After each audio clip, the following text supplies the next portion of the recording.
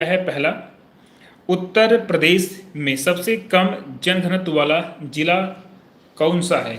इन सभी ऑप्शन के आधार पर आपका आंसर क्या रहेगा। आंसर ए रहेगा, आपका बी रहेगा, सी रहेगा या आपका डी रहेगा। अगर इन चारों ऑप्शन के आधार पर हम बात करेंगे तो आपका जो यहाँ पर आंसर बनेगा इस क्वेश्चन में वो आपका बनेगा हमीरपुर। न्यूनतम की अगर यहाँ पर हम बात करते हैं तो आपके 5 आपके जिले हैं न्यूनतम। सबसे कम यहाँ पर है ललितपुर में। कहाँ पर है? ललितपुर में सबसे कम है। ठीक है, उसके बाद फिर सोनभद्र आता है, फिर यहाँ पर जो है हमीरपुर आता है, फिर आपका महोबा, फिर चित्रकूट। इसका आंसर यहाँ पर आपका रहेगा, एक सेकेंड, इसका जो आंसर आपका रहेगा वो आपका सोनभद्र रहेगा। ठीक है, मैंने गलती से आपको हमीरपुर बता दिया है, इसका आंसर आपका रहेगा सोनभद्र। तो ये आपका ये पहला क्वेश्चन है, आंसर इसका आपका रहेगा सोनभद्र। ठीक है, तो सबसे कम कहाँ का है? ललितपुर का है, फिर उससे ज़्यादा सोनभद्र का है, फिर उससे ज़्यादा हमीरपुर का है, फिर उससे ज़्यादा महोबा का है, फिर उससे ज़्यादा चित्रकूट का है। ठीक है, ये आपका बढ़ते हुए क्रम में है।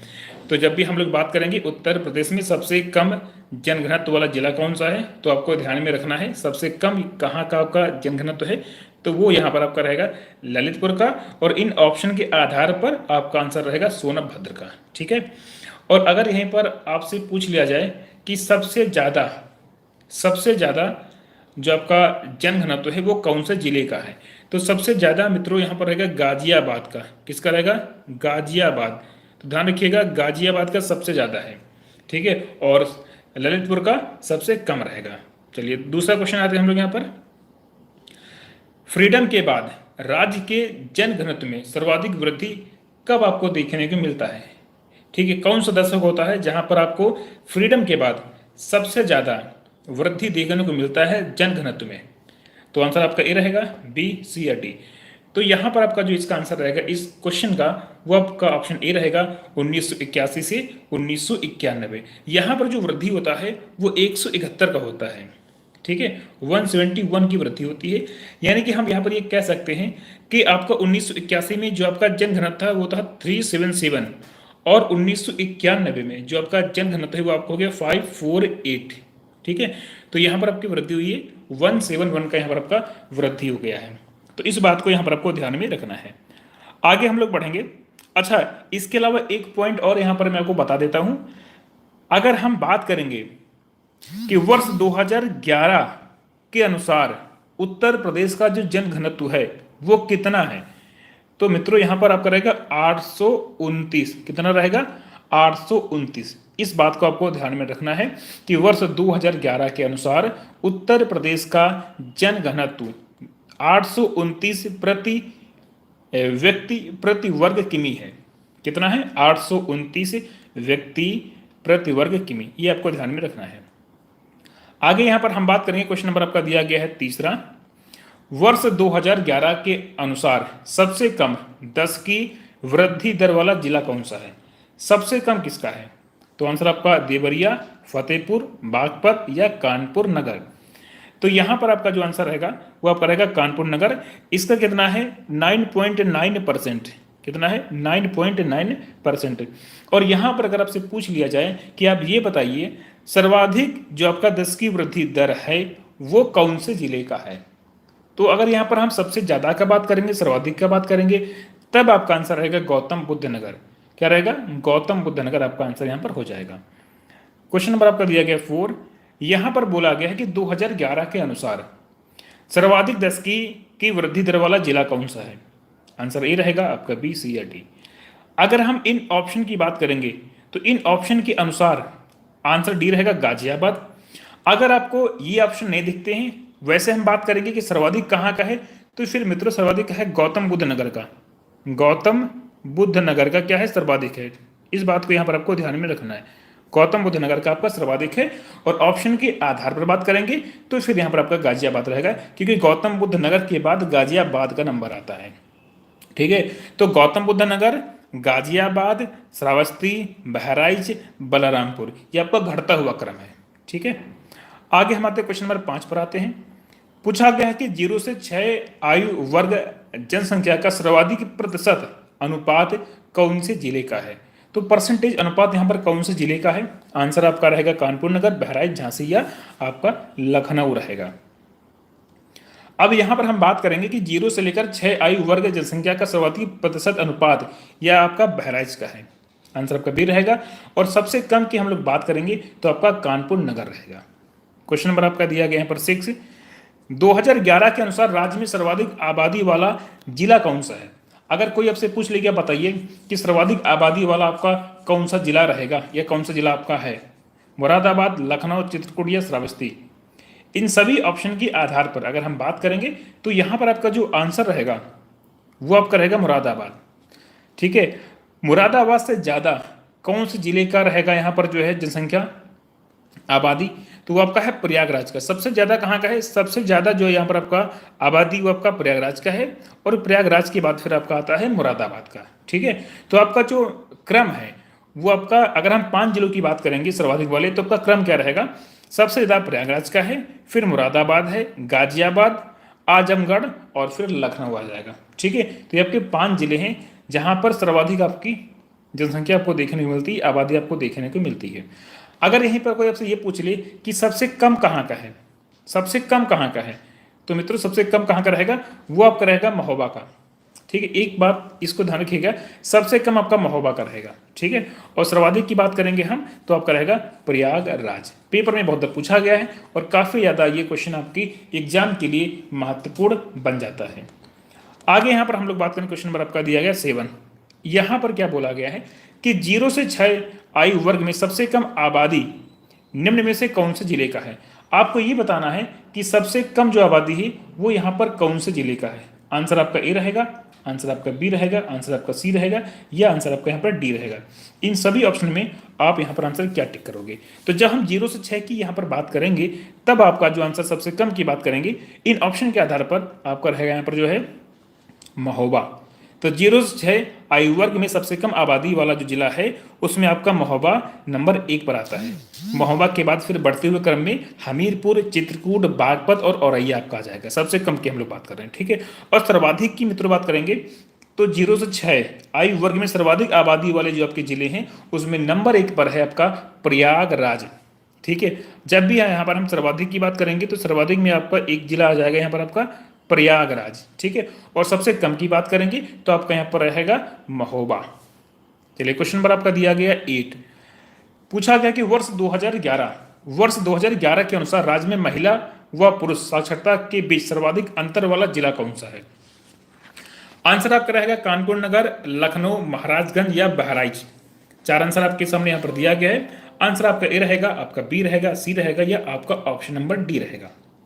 तो आंसर यहाँ पर आपका रहेगा ऑप्शन नंबर सी, महाराजगंज। तो सर्वाधिक अंतर आपका महाराजगंज का है और सबसे कम की बात करेंगे तो फिर आपका रहेगा कानपुर नगर का।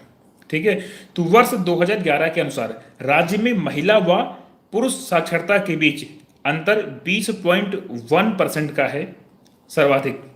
मतलब अगर हम बात करेंगे वर्ष 2011 के अनुसार बात करेंगे तो राज्य में महिला हो गया और पुरुष हो गया, उनके बीच जो यहाँ पर अंतर है साक्षरता को लेकर वो आपका 20.1% है। और यहाँ पर अगर हम बात करें इस तरह से तो आपका जो महाराजगंज है वहाँ पर अंतर सर्वाधिक है और कानपुर में सबसे कम यहाँ पर अंतर देखने को मिलता है। ठीक है, क्वेश्चन नंबर आपका यहाँ पर 9 दिया गया है। उत्तर प्रदेश में सर्वाधिक शिशु लिंगानुपात वाला प्रमुख जिला कौन सा है? तो सर्वाधिक यहाँ पर किसका रहेगा? आंसर आपका ए रहेगा, आपका बी रहेगा, सी रहेगा या डी रहेगा। एक बात मैं यहाँ पर आपको पहले से बता दूं, जब भी यहाँ पर हम बात करेंगे सर्वाधिक के बारे में तो सबसे ज्यादा कहाँ का है, सबसे अधिक कहाँ का है? वो आपका है बलरामपुर का। किसका है? बलरामपुर। ठीक है, वो आपका है बलरामपुर का। ठीक है, बट अगर हम यहाँ पर ऑप्शन की बात करेंगे तो ऑप्शन में बलरामपुर यहाँ पर नहीं दिया गया है, तो फिर यहाँ पर कौन कौन सा आपका आ जाएगा? तो बलरामपुर के बाद जो नंबर आता है फिर वो आपका आता है यहाँ पर जो सिद्धार्थनगर यहाँ पर ऑप्शन में आपको दिख रहा, ये आपका हो जाएगा। ठीक है, और बहराइच, ये दोनों आपको दिख जाएंगे, यानी कि यहाँ पर आंसर इसका ई हो जाएगा। ठीक है, आपका क्रम क्या है? तो सबसे ज्यादा बलरामपुर में 950 है, उसके बाद संत कबीर नगर में 942 है, फिर सिद्धार्थनगर और बहराइच में बराबर है 935, उसके बाद अंबेडकर नगर और बाराबंकी में बराबर है 932, उसके बाद में महाराजगंज और फैजाबाद में आपका बराबर है 931 दोनों जगह पर। ठीक है, तो इस तरीके से यहाँ पर आपका पूरा क्रम है। और अगर आपसे ये पूछा जाए कि बताइए उत्तर प्रदेश में सबसे कम उत्तर प्रदेश में राज्य में सबसे कम शिशु लिंगानुपात वाला जिला कौन सा है? तो सबसे कम की अगर यहाँ पर हम लोग बात करेंगे तब फिर आपका आंसर रहेगा बागपत। तो बागपत का कितना है? बागपत का है 841। ठीक है, तो इस बात को यहाँ पर आपको ध्यान में रखना है। वर्ष 2011 के अनुसार उत्तर प्रदेश की कुल जनसंख्या में ग्रामीण जनसंख्या का अनुपात कितना है? ये सारे यहाँ पर बीच में आपका पॉइंट लगा हुआ है समय, ठीक है, यहाँ पर भी पॉइंट है, यहाँ पर भी पॉइंट है, सब में बीच में पॉइंट आपका लगा हुआ है। तो 77.73%, 38.90%, 22.27% या 90%। तो इस प्रश्न का जो आंसर है, हम जब बात करेंगे ग्रामीण को लेकर तब रहेगा 77.73%, और यहाँ पर अगर हम नगर की बात कर लेंगे तो नगर का आपका रहेगा 22.27%। तो ये आपका नगर वाला लिखा, ये आपका नगर का है, ठीक है, और ये किसका है? ये आपका ग्रामीण का है। किसका है? ये आपका ग्रामीण का है, ठीक है। तो दोनों बातों को यहाँ पर आपको ध्यान में रखना है। आगे हम लोग बढ़ते हैं। क्वेश्चन नंबर आपको यहाँ पर दिया गया है अगला, ठीक है। ये जितने भी प्रश्न है यहाँ पर मैं आपको कंटिन्यू लगातार करा रहा हूँ, ये सारे आपके बहुत ही महत्वपूर्ण हैं। इसका पीडीएफ आपको मिल जाएगा टेलीग्राम पर, ठीक है। तो आपको टेलीग्राम को यहाँ पर ज्वाइन कर लेना है। टेलीग्राम यहाँ पर आप लोग ज्वाइन कर लीजिएगा। इसका पीडीएफ मैं टेलीग्राम पे आपको भेजूंगा, और पीडीएफ के लिए टेलीग्राम का जो लिंक है इस वीडियो के डिस्क्रिप्शन बॉक्स में आपको मिल जाएगा, ठीक है। नंबर 11 क्वेश्चन की बात करते हैं। उत्तर प्रदेश के निम्नलिखित में से किस जिले में प्रतिवर्ष बटेश्वर मेला का होता है आयोजन? तो कहाँ पर आपका बटेश्वर मेला किया जाता है आयोजित? कानपुर नगर में, वाराणसी में, मथुरा में या आपका आगरा में? तो आंसर आपका रहेगा डी, यानी कि आगरा में होता है। इसका आंसर आपका ऑप्शन डी हो जाएगा। क्वेश्चन नंबर आपका 12 दिया गया, 12 नंबर क्वेश्चन। यहाँ पर क्या बोला गया है? उत्तर प्रदेश की आगरा जिले में रुई यानी कि कपास की स्वदेशी बुआई, किसकी बुआई स्वदेशी जो बुआई का जो उपयुक्त समय है वो टाइम क्या है? ठीक है, अप्रैल का पहला पखवाड़ा, अप्रैल का मध्य, मई का पहला पखवाड़ा या मई का मध्य? तो अगर यहाँ पर हम बात करेंगे तो इसका जो आंसर रहेगा यानी कि अप्रैल का पहला पखवाड़ा, आंसर आपका ए हो जाएगा। क्वेश्चन नंबर आपका 13 दिया गया है। 2011 की जनगणना के अनुसार उत्तर प्रदेश की अगर यहाँ पर हम बात करेंगे जनसंख्या का यानी कि वृद्धि परसेंटेज क्या है, जो वृद्धि प्रतिशत है वो यहाँ पर क्या है? तो अगर हम इन सभी ऑप्शन की बात करेंगे तो आंसर आपका रहेगा बी, यानी कि 20.23%। क्वेश्चन नंबर आपका दिया गया 14, यहाँ पर क्या बोला गया है? उत्तर प्रदेश के निम्नलिखित में से किस जिले में केंद्र सरकार की अफीम की फैक्ट्री है? तो अफीम का फैक्ट्री कहाँ पर है? वाराणसी में है, बलिया में है, गाजीपुर में या आपका कानपुर में है? तो अगर हम अफीम की फैक्ट्री की बात करेंगे तो ये मित्रों कहाँ पड़ेगा? गाजीपुर में। इसका आंसर आपका ऑप्शन नंबर बी रहेगा, यानी कि गाजीपुर, ठीक है। चलिए क्वेश्चन नंबर आपका 15 यहाँ पर दिया गया है। इसमें क्या बोला गया है कि उत्तर प्रदेश के निम्नलिखित में से किस शहर में भारतीय रेल कोच निर्माण इकाई आधुनिक रेल कोच फैक्ट्री यानी कि मॉडर्न कोच फैक्ट्री स्थित है? तो ये कहां पर है? आंसर आप करेगा रायबरेली। ऑप्शन आपका इसका ए हो जाएगा, यानी कि रायबरेली। क्वेश्चन नंबर आपका 16 दिया गया है। उत्तर प्रदेश में स्थित काशी एक प्रसिद्ध भारतीय तीर्थ केंद्र है और यह निम्नलिखित में से किस नदी के तट पर आपका स्थित है? तो कौन सी नदी या के तट पर है आपको ये बताना। गोमती है, सरयू है, यमुना है, गंगा है, ठीक है। तो आंसर इसका रहेगा ऑप्शन नंबर डी, यानी कि गंगा। 17 नंबर क्वेश्चन पे हम लोग आते हैं। 17 नंबर क्वेश्चन, उत्तर प्रदेश के निम्नलिखित में से किस शहर में राजकीय कला एवं शिल्प महाविद्यालय यानी कि government college of arts and crafts स्थित है? लखनऊ में है, कानपुर नगर में है, कानपुर में है, वाराणसी में या आपका गोरखपुर में है? तो इसका आंसर आपको हो जाएगा लखनऊ में आपका ये पड़ेगा, ठीक है। क्वेश्चन नंबर आपका यहाँ पर दिया गया 18। ये सभी प्रश्न आपके पेपर में पूछे गए हैं और बार बार एग्जाम में इनको रिपीट किया जाता है। आपको इन सभी प्रश्नों को एज इट इज याद कर लेना है। आपको ये पेपर में 100% दिखेंगे, ठीक है। आपको इन सभी प्रश्नों को एज इट इज याद कर लेना है, इनको आपको रट लेना है, ठीक है। आगे हम बात करेंगे उत्तर प्रदेश का लखनऊ शहर निम्नलिखित में से किस हथकरघा यानी कि हैंडलम का उत्पादन केंद्रों के लिए प्रसिद्ध है? आंसर आपका ए रहेगा, आपका बी रहेगा, आपका सी रहेगा, आपका डी रहेगा। क्या यहाँ पर आंसर रहेगा इसका? तो इस प्रश्न का आंसर आपका रहेगा यानी कि चिकन कारीगरी, ऑप्शन सी। क्वेश्चन नंबर आपका है 19 दिया गया है। बोला गया यहाँ पर कि जनगणना 2011 के अनुसार जो रिपोर्ट है उत्तर प्रदेश में बाल लिंगानुपात कितना है? जो बालकों का जो लिंगानुपात है वो कितना है? तो इन सभी ऑप्शन के आधार पर आंसर आपका रहेगा डी, यानी कि 902। इसके अलावा अगर हम बालकों की बात नहीं करेंगे और ऐसे अगर हम देखेंगे उत्तर प्रदेश का जो लिंगानुपात कितना है, तो यूपी का जो आपका लिंगानुपात है वो आपका 912 है, और बच्चों की बात करेंगे तो 902 आपका हो जाएगा। क्वेश्चन नंबर आपका है 20 नंबर क्वेश्चन। यहां पर क्या बोला गया है, स्वतंत्र भारत में किस राज्य की प्रथम महिला राज्यपाल कौन थी। मतलब क्वेश्चन यहाँ पर इस तरीके से दिया गया है कि स्वतंत्र भारत में किस राज्य की प्रथम महिला राज्यपाल कौन थी। तो ये उत्तर प्रदेश की थी। नाम क्या था इनका, सरोजिनी नायडू। ये बनी थी पहली राज्यपाल किसी भी राज्य की पूरे भारत में। तो इस बात को यहाँ पर आपको ध्यान में रखना है, ठीक है। तो मित्रों हमने यहाँ पर 20 प्रश्नों को आज कंप्लीट किया है। ये सीरीज आपका टॉप के 500 प्लस प्रश्न आपको करवाने हैं, लगातार चलता रहेगा। आप सभी अपना सपोर्ट करिएगा, अधिक से अधिक वीडियो को शेयर करिएगा। अगर आप सभी अपना सपोर्ट अच्छे से करेंगे, ठीक है, तो मैं अधिक से अधिक क्लासों को करूंगा, जिससे कि ये आपका जो टॉपिक है वो जल्दी कवर हो जाएगा। इसके अलावा आपका जो अन्य टॉपिक है, जैसे कि आपका पॉलिटी हो गया, आपका हिस्ट्री हो गया, हिंदी हो गया, इन सभी टॉपिक को भी हम इस चैनल के माध्यम से कवर करेंगे। आने वाले आपके लेखपाल पेपर के लिए, इलाहाबाद हाईकोर्ट RO ARO के लिए, UPSC RO ARO के लिए और UPSI, इन सभी एग्जाम्स के लिए, इन सभी पेपर्स के लिए जो भी चीज़ें आपकी महत्वपूर्ण हैं आपके पेपर के लिए, एक एक करके उनको हम विधिवत टॉपिक वाइज उनको हम डिस्कस करेंगे। पहला क्वेश्चन आपका यहाँ पर दिया गया है, उत्तर प्रदेश का कौन सा जिला नेपाल के साथ अपनी सीमा साझा नहीं करता है।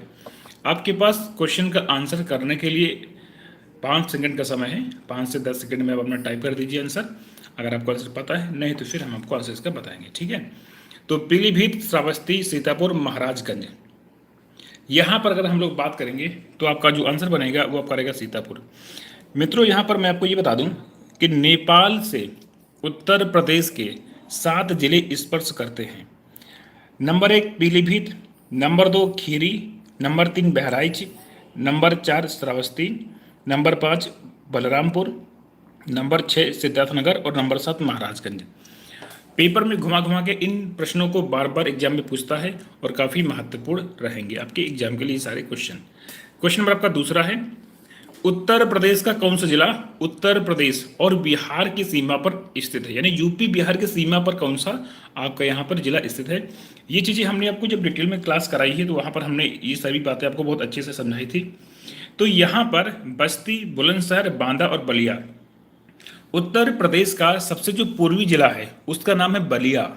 तो यहाँ पर आंसर आपका रहेगा ऑप्शन नंबर डी, यानी कि बलिया ही वो आपका जिला रहेगा जो कि उत्तर प्रदेश और बिहार की सीमा पर स्थित होगा, क्योंकि आपका ये पूर्वी जिला है। उत्तर प्रदेश का सबसे पूर्वी जिला आपका बलिया है। इसके अलावा अगर हम बात करें कि उत्तर प्रदेश का सबसे उत्तरी जिला कौन सा है, तो मित्रों सहारनपुर आपका रहेगा। दक्षिणी की बात करेंगे तो सोनभद्र रहेगा, और सबसे पश्चिमी जिला कौन सा रहेगा, तो आपका शामली रहेगा।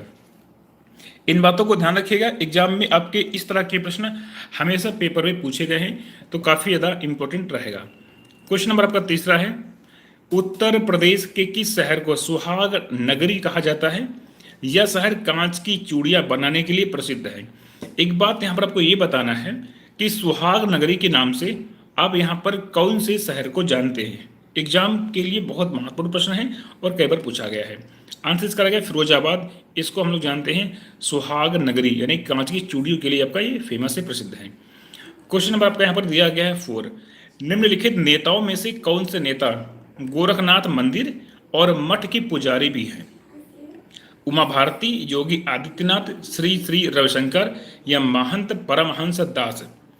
यहाँ पर अगर हम लोग बात करेंगे तो आपको पता है इसका जो आंसर आपका बन जाएगा इस क्वेश्चन का, वो आपका रहेगा ऑप्शन नंबर बी रहेगा, यानी कि योगी आदित्यनाथ। क्वेश्चन नंबर आपका यहाँ पर दिया गया 5वां, यानी 5 नंबर क्वेश्चन आपका है, सारनाथ वह पवित्र स्थान जहाँ भगवान बुद्ध ने अपना पहला उपदेश किया था, निम्नलिखित में से किस शहर के बहुत नजदीक स्थित है। तो आपका ये मथुरा में है, अयोध्या में, झांसी में है, या आपका ये वाराणसी में है। तो इस क्वेश्चन का जो आपका आंसर है मित्रों आपका रहेगा वाराणसी। क्वेश्चन नंबर आपका यहाँ पर 6 दिया गया है, उत्तर प्रदेश का कौन सा शहर चिकन कारीगरी साड़ियाँ नामक सुंदर कढ़ाई वाली साड़ियों के लिए प्रसिद्ध है। चिकन कारीगरी साड़ियाँ के लिए कौन सा यहाँ पर आपका शहर जिला आपका बहुत ही प्रसिद्ध है, फेमस है। तो यहाँ पर हम बात करेंगे तो इसका आंसर आपका रहेगा बी यानी कि लखनऊ। यहाँ पर इसका आंसर आपका लखनऊ रहेगा। क्वेश्चन नंबर आपका 7 है, उत्तर प्रदेश के किस शहर में 11 मंजिला पागल बाबा मंदिर मिलेगा? तो 11 मंजिला जो पागल बाबा मंदिर है ये कहाँ पर आपको देखने को मिलता है या कहाँ पर है? वृंदावन में है, वाराणसी में, सारनाथ है, चित्रकूट? आंसर आपका रहेगा यहाँ पर जो है ऑप्शन नंबर इसका ए रहेगा यानी कि वृंदावन। क्वेश्चन नंबर आपका यहाँ पर 8 दिया गया है, बुंदेलखंड नामक क्षेत्र निम्नलिखित में से किस सीमा के अंतर्गत आता है? उत्तर प्रदेश और बिहार की सीमा, उत्तर प्रदेश और मध्य प्रदेश की सीमा, उत्तर प्रदेश नेपाल की सीमा, उत्तर प्रदेश उत्तराखंड सीमा? यहां पर अगर हम बात करेंगे इस प्रश्न के बारे में तो आंसर आपका रहेगा उत्तर प्रदेश और मध्य प्रदेश की सीमा, यूपी और एमपी की सीमा। आप सभी को पता है कि एक बात यहाँ पर आपको अच्छे से ध्यान में रखना है कि उत्तर प्रदेश की अगर हम बात करेंगे, उत्तर प्रदेश के जिलों की बात करेंगे, सबसे लंबी जो एक सीमा रेखा बनता है किसी भी राज्य के साथ वो मध्य प्रदेश है। यूपी और मध्य प्रदेश में सबसे लंबी सीमा स्पर्श करता है। ठीक है, आप सभी को पता होगा कि मध्य प्रदेश के 11 जिले ऐसे हैं, मतलब यूपी के 11 जिले ऐसे हैं जो कि मध्य प्रदेश को टच करते हैं। तो मध्य प्रदेश को टच करने वाले यूपी के 11 जिले हैं जो कि मध्य प्रदेश को टच करते हैं। इस बात को यहाँ पर आपको ध्यान में रखना है। चलिए क्वेश्चन नंबर आपका यहाँ पर दिया गया है 9। यहाँ पर क्या कि उत्तर प्रदेश के निम्नलिखित नगरों में से किसे स्मार्ट विकास कार्यक्रम में विकास के लिए केंद्रीय सरकार द्वारा नहीं चुना गया? तो ये आपका 2018 में पूछा गया था, तो उस टाइम पर ये करंट का क्वेश्चन आपका बन रहा था। ठीक है, तो अगर हम उस हिसाब से बात करेंगे 2018 के अनुसार अगर यहाँ पर हम बात करेंगे कि इसका जो आंसर है वो यहाँ पर क्या रहेगा। ठीक है, तो मित्रों आप लोग बताइए इसका आंसर क्या रहेगा। एक बार लखनऊ रहेगा, इलाहाबाद रहेगा, या आपका जो है प्रयागराज रहेगा, इसका आंसर क्या रहेगा। ठीक है, तो अगर हम वर्ष जो आपका पेपर हुआ था उसके अनुसार बात करेंगे तो इसका आंसर यहाँ पर रहेगा गाजियाबाद यहाँ पर रहेगा। ठीक है, चलिए क्वेश्चन नंबर आपका 10 यहाँ पर दिया गया है, गोविंद बल्लभ सागर कहाँ स्थित है? तो ये है कहाँ पर? ये उत्तराखंड में है, ये आपका उत्तर प्रदेश में है, ये आपका जो है बिहार में है, या आपका उड़ीसा में, तो है कहाँ पर ये? तो अगर यहाँ पर हम बात करेंगे इस प्रश्न के बारे में तो बिल्कुल सिंपल सा आंसर इसका रहेगा यानी कि उत्तर प्रदेश, और ये प्रश्न आपका बहुत ही महत्वपूर्ण रहेगा। क्वेश्चन नंबर 11 आपका है, उत्तर प्रदेश का प्रमुख वाणिज्यिक फसल कौन है? यूपी की जो मुख्य एक वाणिज्यिक फसल होती है वो यहाँ पर कौन सी है? तो जूट है, गन्ना है, कपास है, आपका तिलहन है। तो इसका आंसर पड़ेगा बी यानी कि गन्ना आपको हो जाएगा। क्वेश्चन नंबर आपका 12 है, उत्तर प्रदेश के मुख्यमंत्री ने कहाँ से यहाँ पर जो है इसे फिलाइटिस से निपटने के लिए टीकाकरण अभियान का शुरुआत किया? तो ये कहाँ से इसकी शुरुआत करते हैं? तो मित्रों ये करते हैं कुशीनगर से। इसका आंसर पर ऑप्शन नंबर डी हो जाएगा। क्वेश्चन नंबर आपका दिया गया यहाँ पर जो है 13, उत्तर प्रदेश सरकार ने विकलांग कल्याण विभाग का नाम चेंज किया है और बदलकर इसका नाम क्या कर दिया है? तो ये प्रश्न काफी आपका महत्वपूर्ण है, पेपर में ये फिर से आपसे पूछ सकता है। तो इसका आंसर है दिव्यांग जन विकास सशक्तिकरण, इसका आंसर आपका ऑप्शन नंबर ए हो जाएगा। क्वेश्चन नंबर आपका 14 यहाँ पर दिया गया है, गोरखपुर हवाई अड्डे का नाम बदलकर यहाँ पर क्या कर दिया गया है? अब इसका नाम चेंज किया गया है, तो चेंज करके नाम क्या किया गया आपसे ये पूछ रहा। तो इसका नाम है महायोगी गोरखनाथ हवाई अड्डा, इसका नाम यहाँ पर किया गया है। क्वेश्चन नंबर आपका यहाँ पर दिया गया है अगला 15 नंबर क्वेश्चन आपका दिया गया है, उत्तर प्रदेश में पागल बाबा मंदिर अपनी कठपुतली प्रदर्शनी के लिए प्रसिद्ध है, तो यह कहाँ पर है? देखो मित्रों ये प्रश्न आपका जो है 2 बार रिपीट हुआ है, इसके पहले भी अभी आपने ये क्वेश्चन किया है और ये फिर से पूछा गया है। तो यानी कि अगर आप ये टॉप की 500 प्लस प्रश्नों को अच्छे से कर लेंगे तो चाहे आपको आरओ का पेपर देना हो, चाहे आपको पीसीएस का देना हो, इलाहाबाद हाईकोर्ट वाला आरओ देना हो, लेखपाल का एग्जाम देना है, लोअर पीसीएस, आपको बिल्कुल भी कोई दिक्कत नहीं होगा। ये सभी क्वेश्चंस आपके पेपर में बार बार रिपीट होते हैं और एग्जाम में आप बहुत ही बेहतरीन करके आओगे इस टॉपिक से। ठीक है, तो इसका आंसर आप पड़ेगा वृंदावन। क्वेश्चन नंबर आपका 16 है, इलाहाबाद में 1857 के विद्रोह का नेतृत्व यहाँ पर किसके द्वारा किया गया? ये जो नेतृत्व है वो किसने किया यहाँ पर? तो ये प्रश्न बहुत ही एक महत्वपूर्ण क्वेश्चन रहेगा। इसका आंसर रहेगा इलाहाबाद का तो लियाकत अली आप करेंगे। 17 पे आते हैं, उत्तर प्रदेश का राज्य वृक्ष क्या है? यूपी का जो राज्य वृक्ष है वो यहाँ पर क्या है? आंसर आपका ए रहेगा, बी, सी या डी। तो इसका आंसर आपका रहेगा अशोक। क्वेश्चन नंबर आपका दिया गया है 18 यानी कि 18 नंबर क्वेश्चन को हम लोग करेंगे, डिस्कस करेंगे। एक प्रसिद्ध धार्मिक तीर्थ स्थल नैमिषारण्य उत्तर प्रदेश के कौन से जिले में है? तो आंसर आपका रहेगा सीतापुर। ये प्रश्न आपके पेपर में बहुत बार आया है।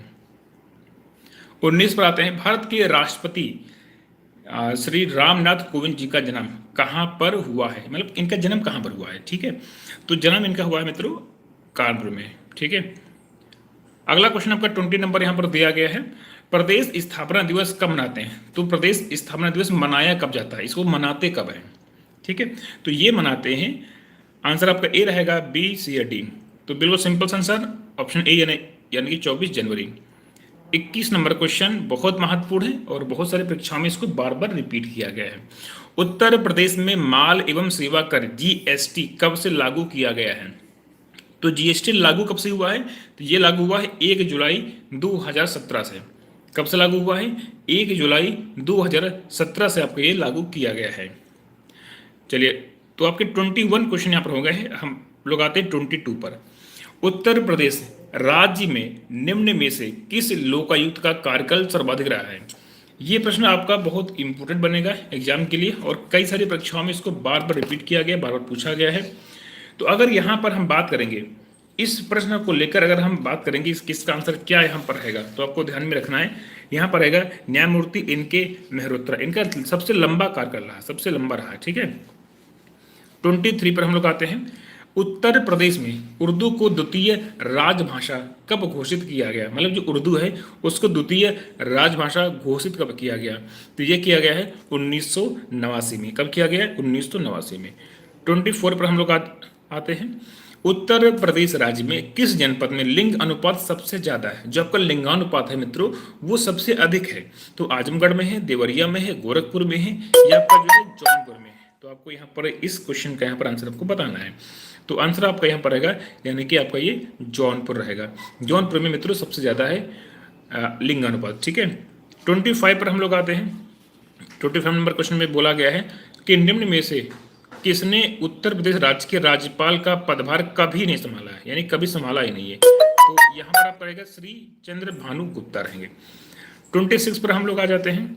उत्तर प्रदेश में सस्य जलवायु क्षेत्रों की संख्या कितनी है? तो जो आपके सस्य जलवायु क्षेत्र हैं उनकी संख्या कितनी है? 5 है या आपका 7 है, 9 है या आपका 11 है? तो आंसर आपका रहेगा यानी कि ऑप्शन नंबर सी रहेगा यानी कि 9। क्वेश्चन नंबर आपका दिया गया 27 पे हम बात करेंगे। वर्ष 2016 में उत्तर प्रदेश प्रवासी दिवस किस दिन मनाया गया? ये प्रश्न आपका 16 में पूछा गया था। ठीक है, तो यहाँ पर आपका इसका आंसर रहेगा 4 जनवरी। तो ये उस टाइम का ये करंट का क्वेश्चन था, तो आपसे पूछा गया था। आगे हम बात करेंगे 28 नंबर क्वेश्चन पे आते हैं। उत्तर प्रदेश के किस स्थान पर भारतीय सरकरा तकनीकी संस्थान स्थित है? ये आपका काफी एक महत्वपूर्ण प्रश्न बन जाएगा आपके पेपर के लिए। इन सभी ऑप्शन के आधार पर अगर हम बात करेंगे आंसर ए और बी, सी और डी।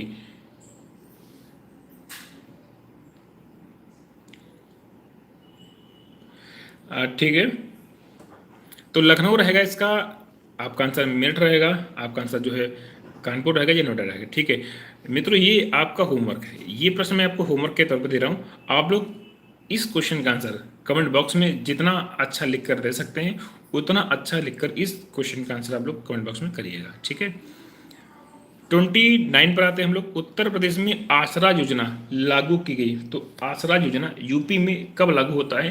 तो ये लागू होता है वर्ष 2013 में। क्वेश्चन नंबर यहाँ पर आपका दिया गया 30। उत्तर प्रदेश का प्रथम लोकायुक्त कौन था? यूपी का जो पहला लोकायुक्त बनता है उनका नाम आपको बताना है यहाँ पर। ठीक है, तो इनका नाम है विशंबर दयाल। इसका आंसर नंबर आपका डी हो जाएगा यानी कि विशंबर दयाल। तो अभी हमने यहाँ पर अमीर खुसरो, क्वेश्चन आपका यहाँ पर दिया गया पहला, अमीर खुसरो ने किसके विकास में अग्रणी भूमिका निभाई? तो किसके विकास में इन्होंने अग्रणी भूमिका निभाया है आपको यहाँ पर ये बताना है। ब्रजभाषा, अवधी, खड़ी बोली या भोजपुरी? आंसर यहाँ पर आपका रहेगा ऑप्शन नंबर सी यानी कि खड़ी बोली। आगे हम बात करेंगे, अगला क्वेश्चन दूसरा है, यह आपका है पहला क्वेश्चन। आगे यहाँ पर हम बात करेंगे अमीर खुसरो का जन्म हुआ था। इन सभी ऑप्शन के आधार पर अगर यहाँ पर हम लोग बात करेंगे इनका जन्म कहाँ पर हुआ था? आंसर ए रहेगा, आपका बी रहेगा, सी रहेगा या आपका ऑप्शन नंबर जो है डी रहेगा। तो कासगंज ऑप्शन ए। आगे हम लोग बात करेंगे नंबर तीसरा क्वेश्चन, कौन सा यहाँ पर आपका सुमेलित नहीं है? अमीर खुसरो अलाउद्दीन खिलजी के दरबार में, बाणभट्ट हर्षवर्धन, हरिसेन चंद्रगुप्त प्रथम, कालिदास चंद्रगुप्त द्वितीय। आंसर सी रहेगा, हरिसेन का संबंध जो है समुद्रगुप्त से रहेगा, ना कि चंद्रगुप्त प्रथम से। Option C. उर्दू शायरी में फिराक गोरखपुरी के नाम से प्रसिद्ध हैं, द्वारका प्रसाद, विशन नारायण, नवल किशोर या रघुपत सहाय। यहाँ पर अगर हम बात करेंगे इस क्वेश्चन के बारे में तो आंसर आपका रहेगा ऑप्शन डी, यानी कि रघुपति सहाय। आगे यहाँ पर हम बात करेंगे सिंहासन बत्तीसी के रचनाकार का नाम आपको बताना है। सिंहासन बत्तीसी के रचनाकार का आपको नाम बताना है। आंसर आपका रहेगा बी, यानी कि लल्लू लाल। आगे बात करेंगे किसे हिंदी खड़ी बोली का जनक माना जाता है? हिंदी खड़ी बोली का जनक किसको मानते हैं? आंसर क्या रहेगा आपको यहाँ पर ये बताना है। तो आंसर आपका रहेगा अमीर खुसरो। ये काफ़ी आपका एक महत्वपूर्ण क्वेश्चन है पेपर के लिए, क्योंकि बार बार आपके एग्जाम में इस तरह के प्रश्न पूछे गए हैं। तो यहाँ पर आपका ये क्वेश्चन नंबर आपका है, ये 6 है। ठीक है, ये आपका क्वेश्चन नंबर 6। आगे बात करेंगे किस कारागार में पंडित राम प्रसाद बिस्मिल जी को फांसी दिया गया था? गोंडा, अयोध्या, गोरखपुर या वाराणसी। तो आंसर यहाँ पर आपका इस क्वेश्चन का क्या रहेगा? ये प्रश्न बहुत महत्वपूर्ण है, एग्जाम में बहुत बार पूछा गया है। आंसर रहेगा आपका गोरखपुर। आगे यहाँ पर हम बात करेंगे, क्वेश्चन नंबर आपका दिया गया 8, राष्ट्रीय कवि मैथिली शरण गुप्त का जन्म हुआ था। इनका जन्म कहाँ पर हुआ था? कानपुर, लखनऊ, झांसी या उन्नाव। तो राष्ट्रीय कवि अगर हम मैथिली शरण जी की बात करेंगे, इनका जो जन्म है वो कहाँ पर हुआ था? आंसर आपका रहेगा सी, यानी कि झांसी। आगे हम लोग बात करेंगे हरवंश राय बच्चन अपने किस काव्य संग्रह के लिए प्रसिद्ध हैं? आंसर आपका रहेगा यहाँ पर टी, यानी कि मधुशाला। बहुत ही महत्वपूर्ण है। आगे बात करेंगे प्रसिद्ध कहानीकार उपन्यासकार धनपत राय को निम्न में से किस नाम से जाना जाता है? इनको किस नाम से जानते हैं? 4 आंसर आपके सामने यहाँ पर दिया गया है। तो किस नाम से इनको जानते हैं? आंसर आपका रहेगा मुंशी प्रेमचंद। आगे यहाँ पर हम बात करेंगे सूफी कवि अमीर खुसरो का जन्म हुआ था। सूफी कवि अमीर खुसरो का जन्म कहाँ पर हुआ था? तो आंसर आपका रहेगा कासगंज, ऑप्शन नंबर सी। आगे यहाँ पर हम बात करेंगे निम्न में से किस संत को वाल्मीकि जी का अवतार माना जाता है? तो कौन से आपके संत हैं जिनको वाल्मीकि जी का अवतार यहाँ पर माना जाता है? काफ़ी एक महत्वपूर्ण प्रश्न आपके पेपर में बार बार रिपीट किया गया है। आंसर यहाँ पर आपका रहेगा संत कवि गोस्वामी तुलसीदास जी। आगे यहाँ पर हम बात करेंगे उत्तर प्रदेश का प्रथम मुक्त विश्वविद्यालय कौन सा है? इस तरह के प्रश्न आपके पेपर में हमेशा पूछे गए हैं और ये क्वेश्चन बहुत आपका महत्वपूर्ण भी रहेगा आपके पेपर के लिए। मुक्त विश्वविद्यालय की जब भी हम लोग बात करेंगे तो आंसर आपका रहेगा प्रयागराज। उत्तर प्रदेश का प्रथम मुक्त विश्वविद्यालय है कहाँ पर? तो आप टिक करोगे, आंसर इसका प्रयागराज। ये प्रश्न बहुत आपका महत्वपूर्ण है और एग्जाम में आपके पेपर में कई बार इसको रिपीट किया गया है।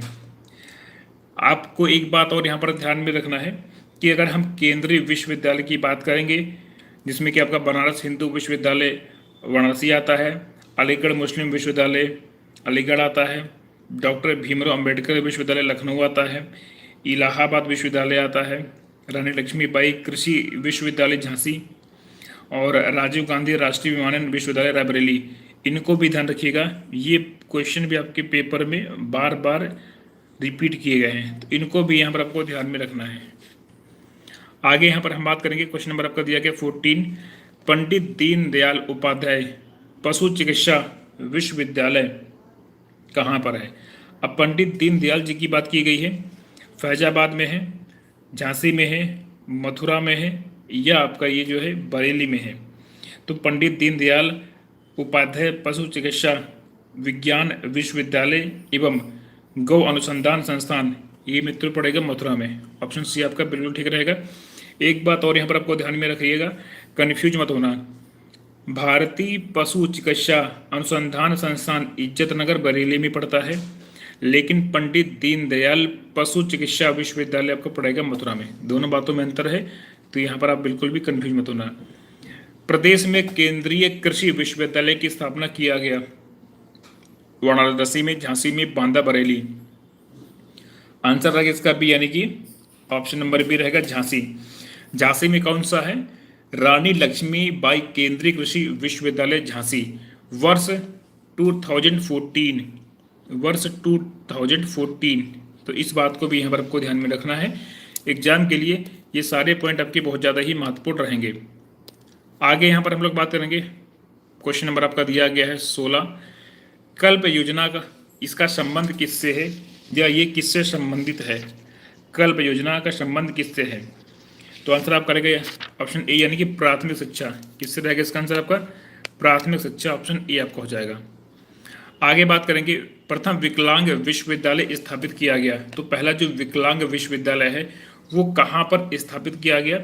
ये प्रश्न बहुत महत्वपूर्ण है, एग्जाम में बहुत सारे पेपर में इसको बार बार पूछा गया, रिपीट किया गया, तो आप इसको बहुत अच्छे से ध्यान में रखेंगे। आंसर की बात करेंगे तो आप करेंगे चित्रकूट रहेगा, चित्रकूट आपका इसका आंसर रहेगा। लेकिन इस विश्वविद्यालय का नाम क्या है? आपको यहाँ पर नाम भी पता होना जरूरी है। तो मित्रों इसका नाम क्या है? नाम है जगत गुरु राम भद्राचार्य विकलांग विश्वविद्यालय चित्रकूट। ये इसका पूरा नाम है, जो कि आपको यहाँ पर ध्यान में रखना है, पेपर के लिए महत्वपूर्ण बनेगा क्वेश्चन ये। आगे बढ़ते हैं, अति लोकप्रिय धार्मिक पत्रिका जिसे हम लोग कल्याण के नाम से जानते हैं, ये कहाँ से प्रकाशित होती है? इसका प्रकाशन कहाँ से होता है? तो जब भी यहाँ पर हम लोग प्रकाशन की बात करेंगे या ये बात करेंगे कि ये कहाँ से प्रकाशित होता है, तो हमेशा आप टिक करोगे इसका आंसर गोरखपुर, ऑप्शन सी। आगे हम लोग बढ़ेंगे, अगला क्वेश्चन, उत्तर प्रदेश में राजकीय मेडिकल कॉलेज की स्थापना की जा रही है। ये आपका वर्ष 2013 में जब पेपर हुआ था उस टाइम पर ये प्रश्न आपका पूछा गया था, काफ़ी महत्वपूर्ण भी रहेगा आपके पेपर के लिए। और अगर यहाँ पर हम बात करेंगे इस क्वेश्चन के बारे में, तो इसका आंसर आपका ऑप्शन नंबर बी हो जाएगा, बदायूं और जौनपुर। आगे देखेंगे 20 पे आते हैं, उत्तर प्रदेश में उर्दू प्रशिक्षण अनुसंधान केंद्र कहाँ पर है? कौन सा उर्दू प्रशिक्षण वाला कहाँ पर पड़ेगा? तो उर्दू प्रशिक्षण की बात करेंगे तो आपको ये लखनऊ में रहेगा। आगे बढ़ते हैं, उत्तर प्रदेश शासन द्वारा जिस आयु वर्ग तक के बच्चों को प्राथमिक शिक्षा उपलब्ध कराने में उच्च प्राथमिकता दी जा रही है वह है। तो चार आंसर आपके सामने यहाँ पर दिया गया है। आंसर आप करेंगे यानी कि 14 ईयर, कब तक? 14 ईयर, यानी कि 14 वर्ष तक। आगे हम लोग बात करेंगे, उत्तर प्रदेश में विश्व भारती पुरस्कार प्रदान किया जाता है। तो विश्व भारती पुरस्कार को प्रदान करते हैं, ठीक है। चार आंसर आपके सामने यहाँ पर दिया गया है। इसका आंसर आप करेंगे यानी कि उर्दू अकादमी, नहीं उर्दू यहाँ पर नहीं होगा, एक सेकंड मित्रों, हाँ ठीक है।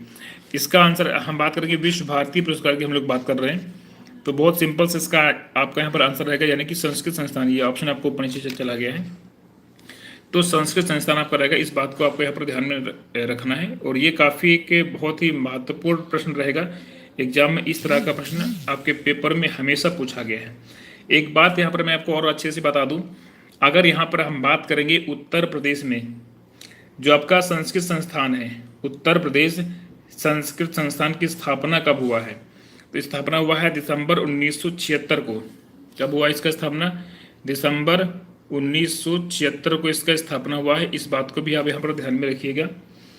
और यहाँ पर विश्व भारती पुरस्कार इसी संस्थान के द्वारा यहाँ पर दिया जाता है, ये भी आपको यहाँ पर ध्यान में रखना है।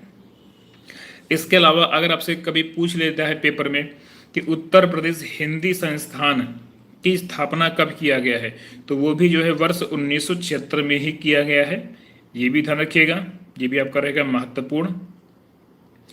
एक प्रश्न और आपका है कि हिंदुस्तानी अकेडमी की स्थापना कहाँ पर किया गया है? तो जब भी हम लोग यहाँ पर हिंदुस्तानी अकेडमी की बात करेंगे, स्थापना आपका रहेगा प्रयागराज में। और हुआ कब है?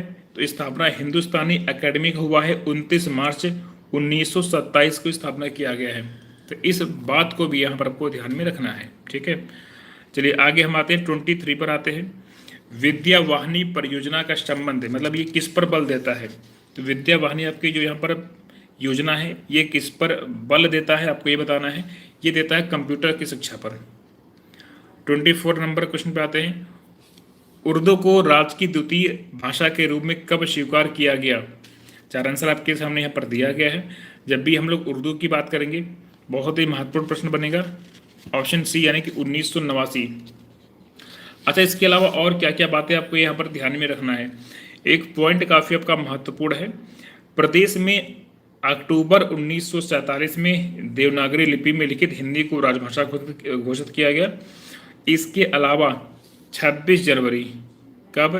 26 जनवरी, ठीक है, 1968, 26 जनवरी 1968 को प्रदेश के सभी कार्यालयों में राजभाषा हिंदी को अनिवार्य कर दिया गया। इस बात को भी ध्यान में रखेंगे आप।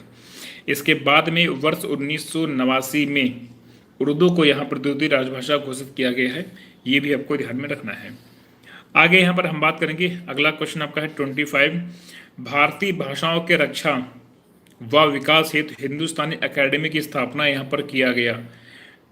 हिंदुस्तानी एकेडमी के भी हम लोगों ने पीछे बात भी किया था। स्थापना इसका हुआ प्रयागराज, ऑप्शन नंबर आपका डी हो जाएगा।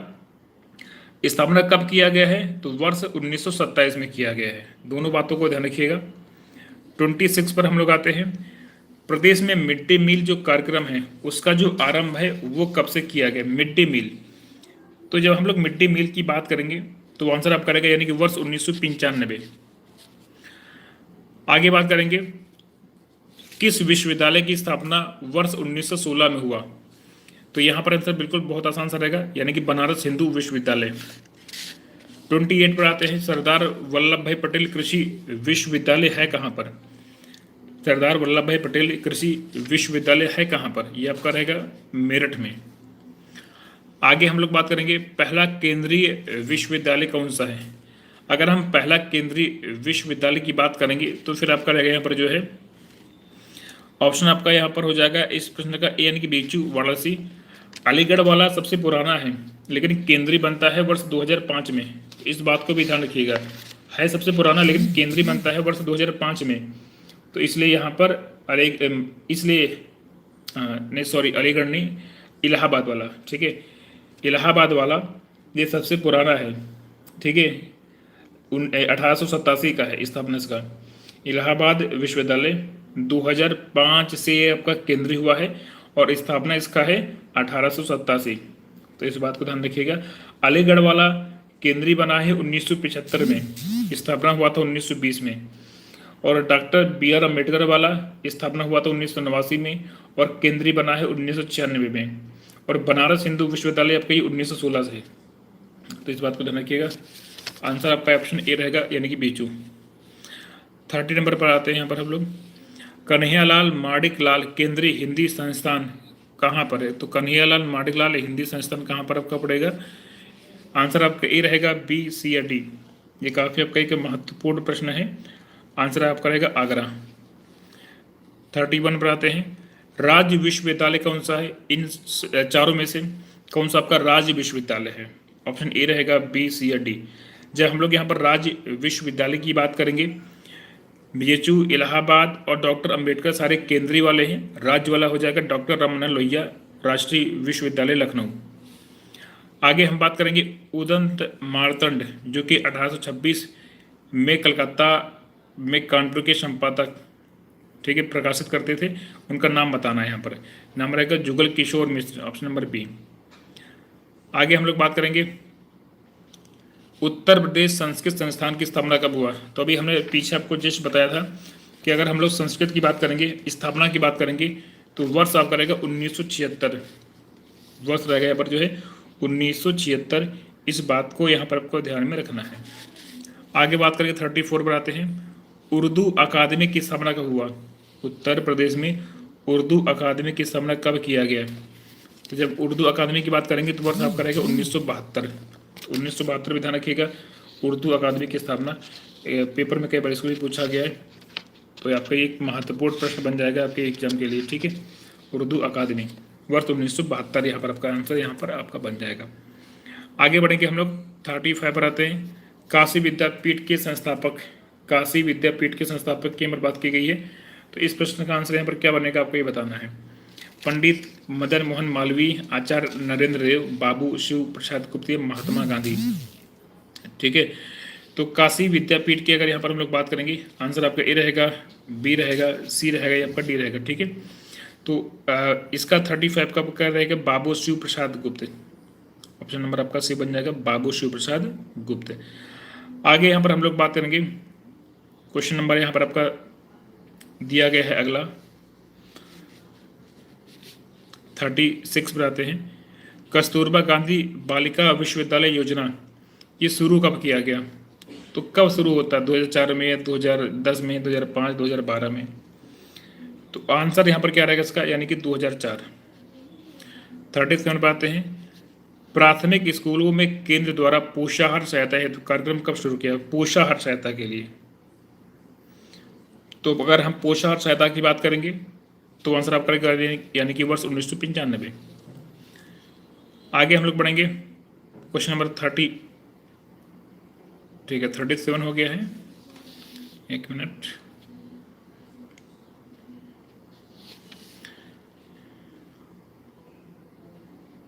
हाँ 37 हो गया है। 38 पर आते हैं। उत्तर प्रदेश में 1987 में प्रकाशित होने वाले दैनिक समाचार पत्र हिंदुस्तान के संपादक, तो हिंदुस्तान के संपादक उस टाइम पर कौन थे? तो यहाँ पर थे मदन मोहन मालवीय। इसके बाद में हम लोग 39 पर आते हैं।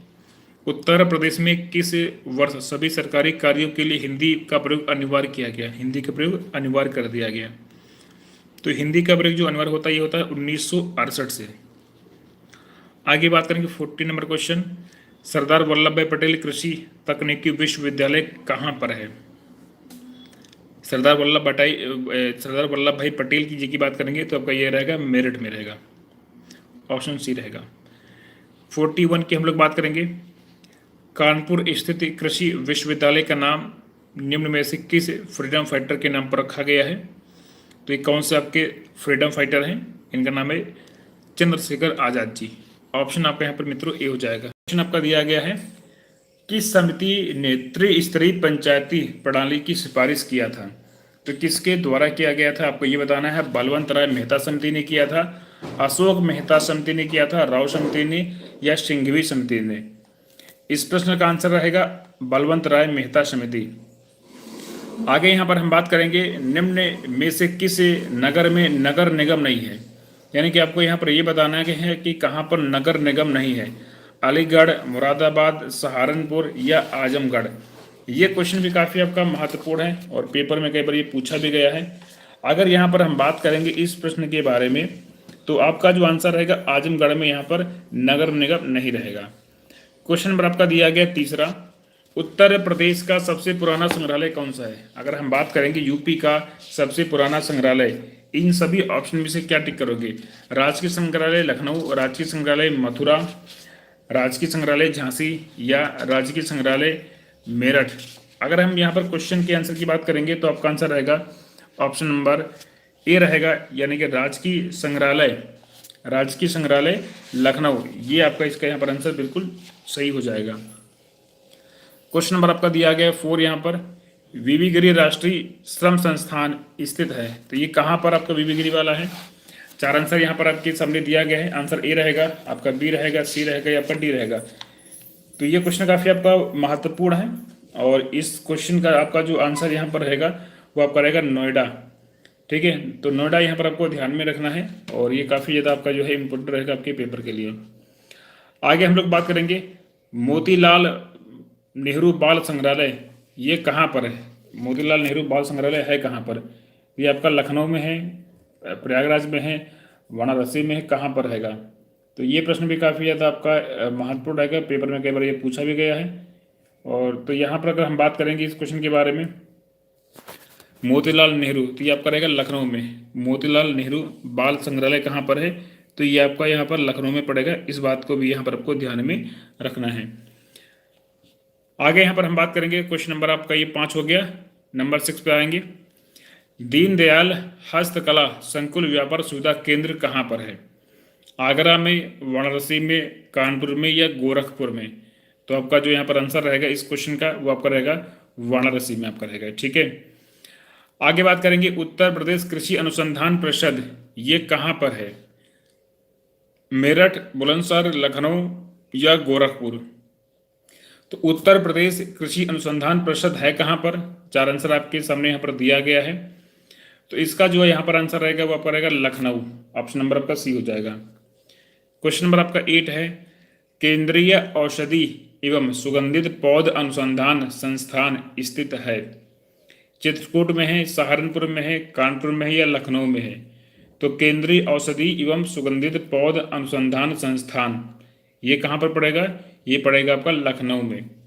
क्वेश्चन नंबर आपका दिया गया है 9, आलू अनुसंधान केंद्र स्थित है? तो आलू का जो आपका अनुसंधान केंद्र है वो कहाँ पर है? फर्रुखाबाद में, मेरठ में, कानपुर में या प्रयागराज में? तो आलू अनुसंधान केंद्र कहाँ पर रहेगा? ये आपका रहेगा मेरठ में। क्वेश्चन नंबर आपका दिया गया है 10 यानी 10 नंबर क्वेश्चन आपका है, भारतीय साग भाजी शोध संस्थान कहाँ पर है? तो साग भाजी वाला आपका जो शोध संस्थान है कहाँ पर? ये आपका रहेगा मुंबई में, जबलपुर में, वाराणसी या मऊ।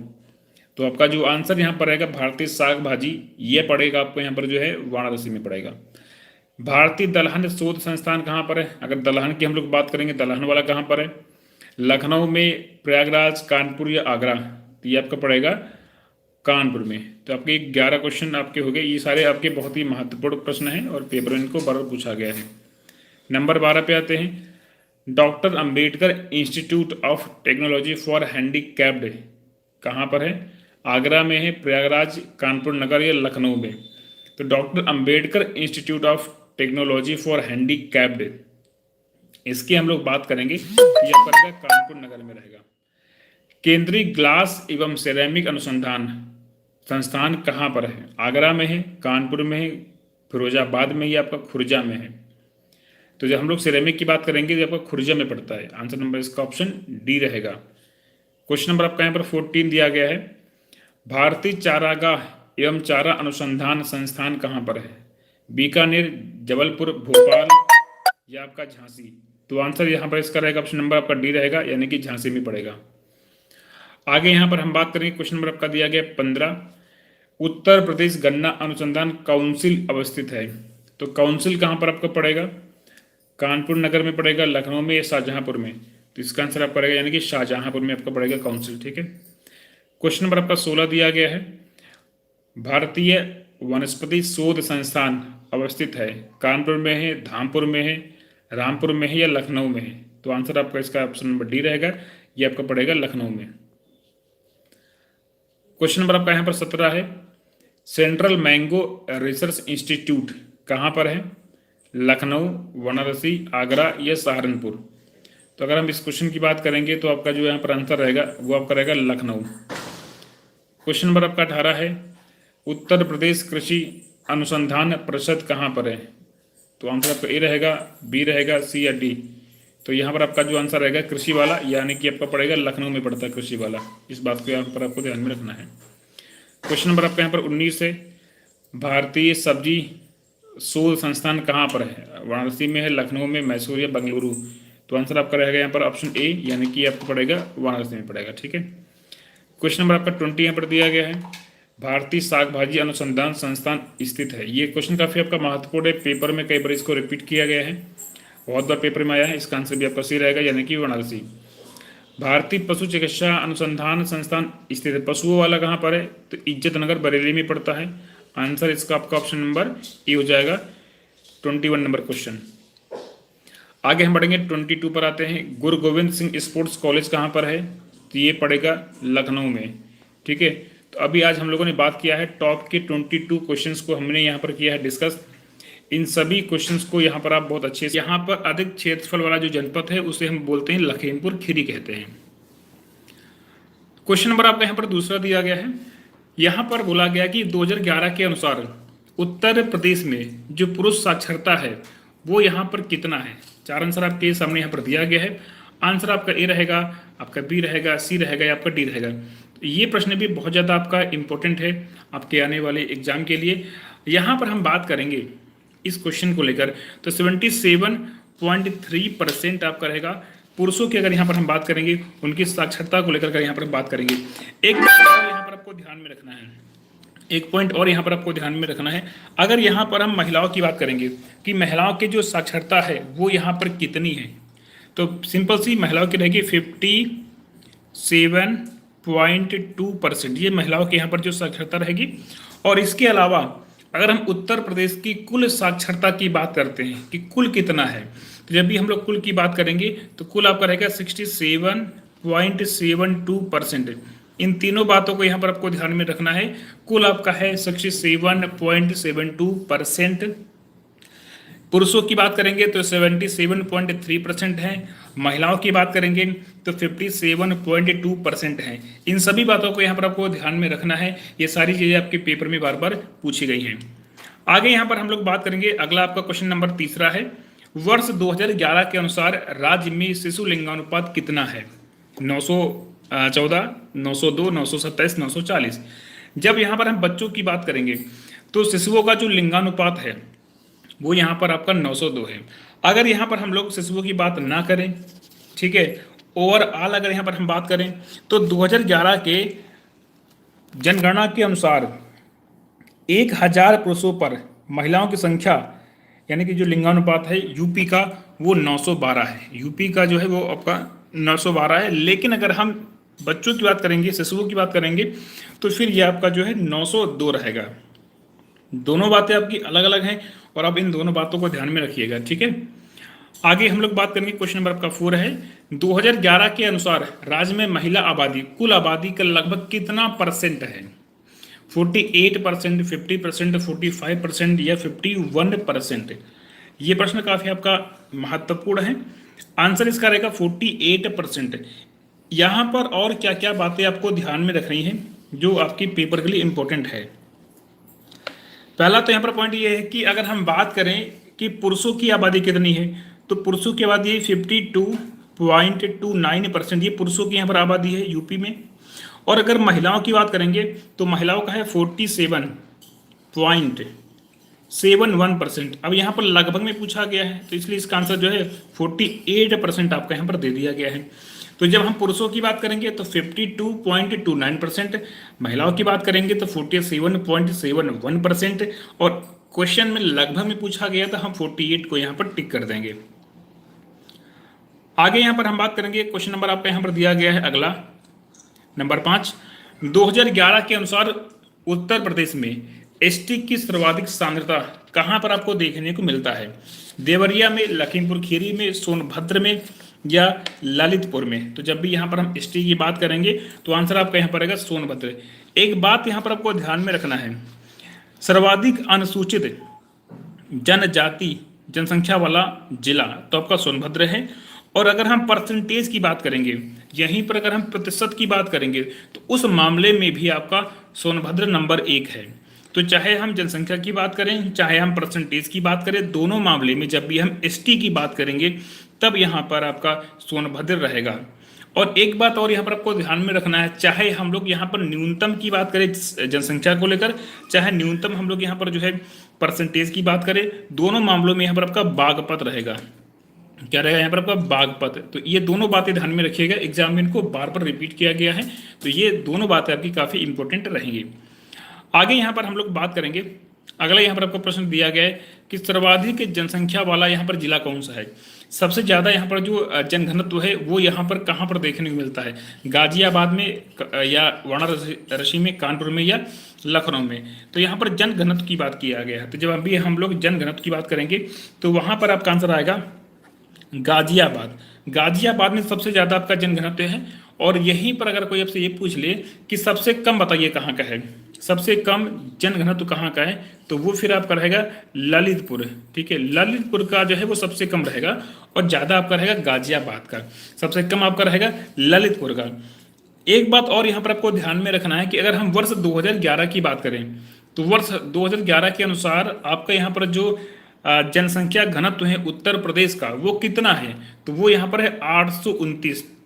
कितना है? 829 आपका रहेगा। ठीक है, यानी कि 829 व्यक्ति प्रति वर्ग किमी आपका है। ठीक है, और यहीं पर अगर हम लोग बात करें कि भारत का कितना है, राष्ट्रीय कितना है, तो राष्ट्रीय है 382। तो इन सभी बातों को यहाँ पर आपको ध्यान में रखना है क्योंकि एग्जाम में ये सभी चीज़ें आपकी बार बार पेपर में रिपीट किए गए हैं।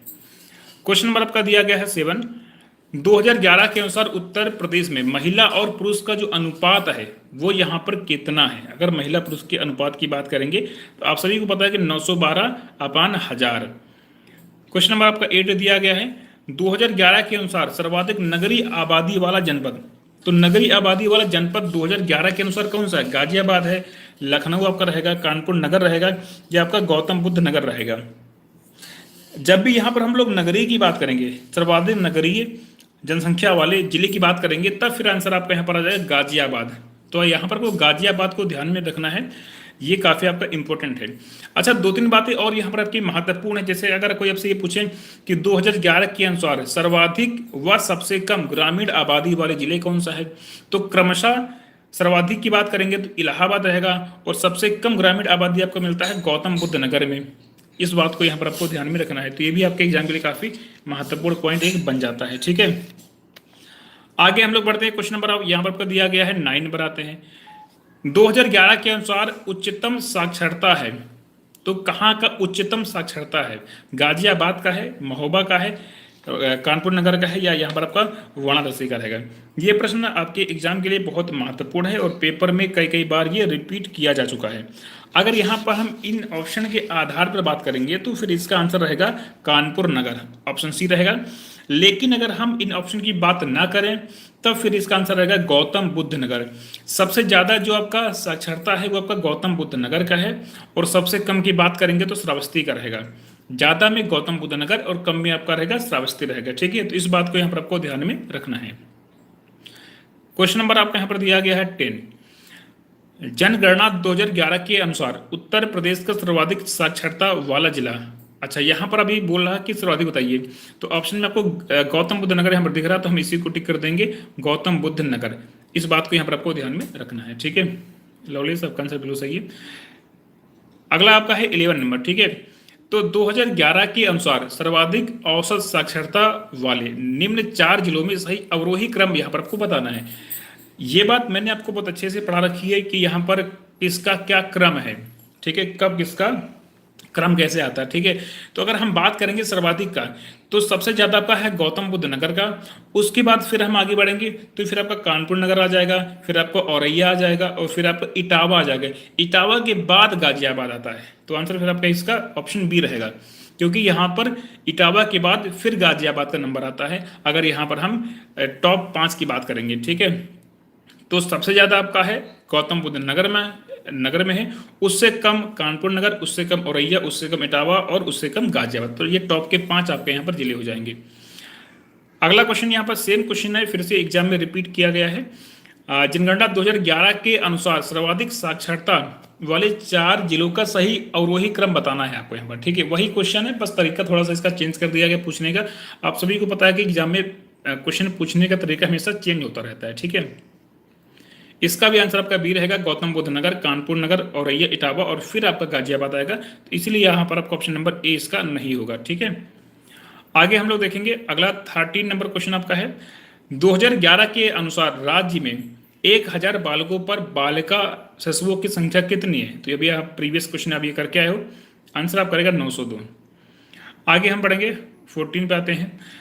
वर्ष 2001 से 11 की अवधि में प्रदेश में जनसंख्या वृद्धि दर रही, तो कितना रहा है? आंसर ए रहेगा, बी, सी, डी। अगर हम इन ऑप्शन की बात करेंगे, अगर यहाँ पर हम इन ऑप्शन की बात करेंगे तो ऑप्शन के अनुसार यहाँ पर आपका डी हो जाएगा। वैसे अगर यहाँ पर हम बात करेंगे तो आपका 20.23%, ये डेटा यहाँ पर आपको ध्यान में रखना है, 20.23%। ठीक है, लेकिन ऑप्शन के आधार पर आप यहाँ पर डी को आसानी से टिक कर सकते हो। ठीक है, अगर आपसे कोई ये पूछ ले कि आप ये बताइए कि वर्ष 2011 के अनुसार सर्वाधिक 10 की वृद्धि दर वाला जिला कौन सा है, जहां पर सबसे ज्यादा वृद्धि हुआ है, कौन सा जिला है, तो फिर आप बताओगे कि यहाँ पर गौतम बुद्ध नगर रहेगा, जहां पर सबसे ज्यादा वृद्धि हुआ है। ठीक है, और सबसे कम अगर हम 10 की वृद्धि की बात करेंगे तो कानपुर नगर का है, तो कानपुर नगर में सबसे कम है, गौतम बुद्ध नगर में सबसे ज्यादा है। और अगर हम ओवरऑल बात करेंगे, ओवरऑल अगर यहाँ पर हम बात करेंगे कि 2001 से लेकर 11 के दौरान प्रदेश की जनसंख्या में जो 10 की वृद्धि दर है वो कितना रहा है, तो ये 20.23% है। इस बात को आपको ध्यान में रखना है। अगला क्वेश्चन आपका 15 नंबर, 2011 के अनुसार जिले में उच्चतम यानी कि साक्षरता उच्चतम है, तो अभी आपने सभी ने पढ़ा था, यहाँ पर आपका गौतम बुद्ध नगर हो जाएगा, जहाँ पर आपका साक्षरता क्या है, उच्चतम रहेगा। नंबर 16 पे आते हैं हम लोग। 2011 के अनुसार जिले में सबसे कम महिला साक्षरता है, मतलब महिलाओं की अगर यहाँ पर हम बात करेंगे साक्षरता के मामले में, तो सबसे कम यहाँ पर कौन है, न्यूनतम अगर यहाँ पर हम लोग बात करेंगे तो कौन है। वैसे अगर यहाँ पर हम बात करेंगे कि न्यूनतम महिला साक्षरता वाले आपके जो 5 जिले हैं, तो न्यूनतम में सबसे पहला नंबर आता है श्रावस्ती का, श्रावस्ती के बाद नंबर आता है बलरामपुर का, फिर बहराइच का आता है, फिर बदायूं का आता है, और फिर रामपुर का आता है। तो आंसर में आपका रामपुर लिखा हो तो हम रामपुर को यहाँ पर टिक करेंगे। वैसे अगर यहाँ पर हम बात करेंगे तो वैसे आपका श्रावस्ती रहेगा। सर्वाधिक महिला साक्षरता कहाँ का है, तो कानपुर नगर का है। सबसे कम कहाँ का है, श्रावस्ती का है। इन दोनों बातों को यहाँ पर आपको ध्यान में रखना है। आगे यहाँ पर हम लोग बात करेंगे, निम्न में से कौन जनसंख्या की दृष्टि से उत्तर प्रदेश का सबसे बड़ा जनपद है, सबसे बड़ा जनपद, ठीक है। तो आप सभी को पता होगा, यानी कि प्रयागराज आपको हो जाएगा आंसर यहाँ पर। आगे हम लोग बात करेंगे 2011 के अनुसार सर्वाधिक साक्षरता वाला जिला कौन सा है। तो अभी आप लगातार कंटिन्यू पढ़ रहे थे कि गौतम बुद्ध नगर का जो साक्षरता है वो सबसे ज़्यादा है, फिर कानपुर नगर आता है। तो ये यहाँ पर आपके आगरा शहर की स्थापना किया था, आगरा शहर की स्थापना यहाँ पर किसके द्वारा किया गया था, आपको यहाँ पर ये बताना है। बहलोल लोधी, फिरोज तुगलक, खिज खान या सिकंदर लोधी। आंसर आपका रहेगा ऑप्शन नंबर इसका डी रहेगा, यानी कि सिकंदर लोधी ने आगरा शहर की स्थापना यहाँ पर किया था। क्वेश्चन नंबर दूसरा है, हर्षवर्धन ने 2 महान धार्मिक सम्मेलन कहाँ पर किया। हर्ष के द्वारा 2 महान धार्मिक सम्मेलन कहाँ पर किए गए। इन्होंने किया है कन्नौज और प्रयाग में। क्वेश्चन नंबर आपका है तीसरा, हिंदू मुस्लिम एकता का प्रतीक सुलहकुल उत्सव का आयोजन किया जाता है, तो कहाँ पर किया जाता है, आगरा में, अलीगढ़ में, इटावा में या बाराबंकी में। आंसर आपका रहेगा आगरा। नंबर 4 पे हम लोग बात करेंगे, 4 नंबर क्वेश्चन, चौरी चौरा किस जिले में आपका है, कहां पर है ये, तो ये आपका है गोरखपुर में। सूची पहला और दूसरा इन दोनों को करना है यहाँ पर आपको सम्मिलित। अगर हम इन सभी ऑप्शन की बात करेंगे कि इन ऑप्शन के आधार पर इसका आंसर क्या रहेगा, तो फिर आपका रहेगा ऑप्शन नंबर आपका सी रहेगा, इन सभी ऑप्शन के आधार पर। नैमिषारण्य तीर्थ किस जनपद पर है, कौन से जनपद में आपका नैमिषारण्य तीर्थ है। अब यहाँ पर हम लोग बात करेंगे तो आपका रहेगा सीतापुर में। ये बहुत ही ज़्यादा आपका महत्वपूर्ण क्वेश्चन है और पेपर में इसको कई कई बार पूछा गया है, तो आप इसको ध्यान रखिएगा। आगे हम लोग बात करेंगे, महानिर्वाण मंदिर अवस्थित है सारनाथ, कुशीनगर, बोधगया, श्रावस्ती। कहाँ पर है महानिर्वाण मंदिर, यह आपका है कुशीनगर में। जौनपुर की स्थापना किसकी स्मृति में किया गया, किसकी याद में किया गया। आंसर आपका रहेगा मोहम्मद बिन तुगलक। और इसका स्थापना करवाया किसने, तो ये कराया था फिरोज तुगलक ने, याद में, मोहम्मद बिन तुगलक की याद में। और इसको स्थापना कराया कौन, तो फिरोज तुगलक ने करवाया। आगे बात करेंगे, किसे नगर महोदय श्री के नाम से जाना जाता है। नगर महोदय श्री के नाम से किसको जानते हैं। आंसर आपका रहेगा कन्नौज। उत्तर प्रदेश का प्राचीनतम जीवंत नगर कौन सा है। इन सभी ऑप्शन के आधार पर आंसर आपका रहेगा वाराणसी। आगे देखेंगे, निम्नलिखित में से सुमेलित नहीं है, आपको बताना है कि कौन सा यहाँ पर आपका गलत है। श्रृंगवेरपुर बांदा, हस्तिनापुर मेरठ, विंध्याचल मिर्जापुर, देवा शरीफ बाराबंकी। आंसर आपका ए रहेगा श्रृंगवेरपुर बांदा। ये बांदा में नहीं है, ये आपका पड़ेगा प्रयागराज में, यानी कि इलाहाबाद में पड़ेगा ये। आगे हम लोग बात करेंगे, प्रतिवर्ष सूफी संत हाजी वारिस अली शाह की मजार पर मेला लगता है, तो मेला कहाँ पर लगता है, फतेहपुर में, कलियर में, देवा शरीफ में या गढ़ मुक्तेश्वर में। आंसर यहां पर आपका रहेगा देवा शरीफ, ऑप्शन नंबर सी। आगे हम बात करेंगे मंदिर, और यहां पर आपका जनपद है, इनको आपको मैच करना है। ये काफी आपका महत्वपूर्ण क्वेश्चन है और पेपर में इस तरह के प्रश्न हमेशा पूछे गए हैं। इसका आंसर आएगा आपका ऑप्शन नंबर बी रहेगा। क्या रहेगा, ऑप्शन नंबर आपका बी रहेगा, ठीक है। क्या क्या बातें यहाँ पर आपको ध्यान में रखना है, आंसर इसका आपका ऑप्शन नंबर बी रहेगा। क्या क्या चीजें यहाँ पर आपको ध्यान में रखनी है, दशावतार मंदिर, बाबा सोमनाथ मंदिर, श्रृंगी ऋषि का मंदिर और वाराह भगवान का मंदिर, एटा, फर्रुखाबाद, देवरिया और झांसी। आप इसको ध्यान रखिएगा कि कौन सा मंदिर कहाँ पर आपका ये पड़ेगा। अगर हम इस ऑप्शन के आधार पर बात करेंगे, दशावतार मंदिर यानी कि ए का 4, बाबा सोमनाथ मंदिर तो बी का 3, श्रृंगी ऋषि का मंदिर तो सी का 1, और वराह भगवान का मंदिर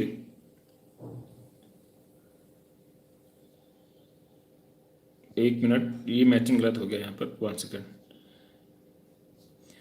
यानी कि ए का 4, बी का 3, बी का 3 हो जाएगा देवरिया, बाबा सोमनाथ मंदिर देवरिया, और सी का हो जाएगा 2 यानी कि फर्रुखाबाद, और डी का 1 हो जाएगा यानी एटा। तो इस तरीके से आपका इसका आंसर हो जाएगा ऑप्शन नंबर आपका बी हो जाएगा। ठीक है, आगे देखेंगे उत्तर प्रदेश में जैन और बौद्ध दोनों का प्रसिद्ध तीर्थ है। देवीपट्टन में है, कौशाम्बी में है, कुशीनगर में है, आपका सारनाथ में है। 4 आंसर आपके सामने यहाँ पर दिया गया है और इसका आंसर आपका रहेगा कौशाम्बी, ऑप्शन नंबर बी। आगे हम बात करेंगे जौनपुर शहर की स्थापना किसने की। अभी आपसे पूछा गया था कि किसकी याद में किया गया है, और अब आपसे पूछा गया है कि किसने किया। तो ये किया यहाँ पर जो है फिरोज शाह तुगलक ने किया था। किसकी याद में किया था, तो मोहम्मद बिन तुगलक की याद में किया था। वह प्राचीन स्थल जहां 60,000 मुनियों की सभा में संपूर्ण महाभारत का वाचन किया गया था। संपूर्ण महाभारत का हुआ था वाचन। तो आंसर क्या रहेगा इसका, इस प्रश्न का, इस क्वेश्चन का आंसर रहेगा डी यानी कि नैमिषारण्य। आगे हम लोग बात करेंगे किस नगर को भारत का सिराज कहा जाता है। किसे बोलते हैं भारत का सिराज। तो 4 आंसर यहां पर आपके सामने दिया गया है। आंसर आपका रहेगा जौनपुर। महर्षि वाल्मीकि जी का आश्रम कहां पर है। ये पेपर के लिए बहुत महत्वपूर्ण एग्जाम में केवल पूछा गया है। आंसर आपका यहां पर रहेगा ऑप्शन बी यानी कि बिठूर में पड़ेगा। आगे हम बात करेंगे सूची पहला और दूसरा। आपको यहां पर करना है इसको सुमेलित। कनक भवन, कामदगिरी, कलिंजर दुर्ग और देवा शरीफ। आंसर आपका रहेगा बी यानी कि कनक भवन तो अयोध्या धाम, कामदगिरी तो बी का 3 यानी कि चित्रकूट, कलिंजर दुर्ग यानी कि सी का 2 बांदा, और देवा शरीफ यानी कि डी का 1 बाराबंकी। आगे यहां पर हम लोग बात करेंगे उदयन वास दत्ता की कथा संबंधित है। कहां से इनका संबंध है, तो आपका रहेगा कौशाम्बी से संबंध रहेगा। इसके अलावा संत कवि मलुगदास थे, अयोध्या से इनका संबंध है, आगरा से, काड़ा कौशाम्बी से या काशी। अब यहां पर हम लोग बात करेंगे तो आंसर आपका रहेगा काड़ा कौशाम्बी, ऑप्शन नंबर सी। तो ये थे आपके टॉप के 21 प्रश्न। अब इन सभी क्वेश्चंस को बहुत अच्छे से करेंगे। इसके आगे के जो आपके क्वेश्चन है उनको हम लोग अभी आगे करेंगे। ठीक है, तो यहाँ पर इन सभी प्रश्नों को आपको यहाँ पर ध्यान में रखना है जिससे कि पेपर में आप काफ़ी अच्छा कर पाएँ। ठीक।